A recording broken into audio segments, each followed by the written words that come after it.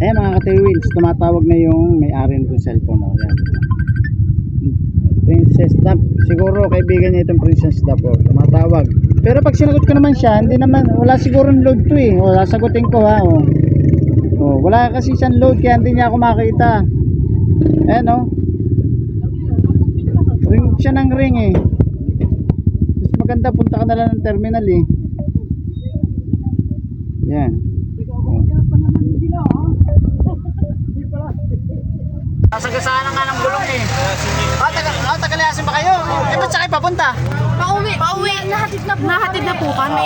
Okay. Bumalik lang po kami. Bumalik po dahil po sa cellphone. Ayan yung may-ari ng cellphone no. Hindi ko po lang dala yung salamin na Dap, iingatan nyo na sa susunod. Buti hindi nabasag yun. Ito mga, naalog po yung naalog po yung tricycle. mga ka-3 wheels, ayan, ito yung cellphone na ano, si ate may-ari ito. Ang ganda ng may-ari pala oh. Ayan, sa kanya daw. Ano password? Ano po? Yun nga, baka may ay. Oh, ang hirap pala. Talagang hindi pala mabubuksan. Ayan, nabuksan na. Oh. Kanya nga talaga kasi alam niya yung password. Oh. Ayan, isauli na po natin yung cellphone na nawala niyan. Sa susunod, mag-ingat kayo ha. Ingatan mo na. Okay. Thank you po. Okay. Thank you po. Okay. Thank you po. Wala pang pamerienda.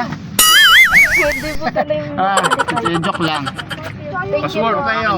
Okay, alam niya yung password eh.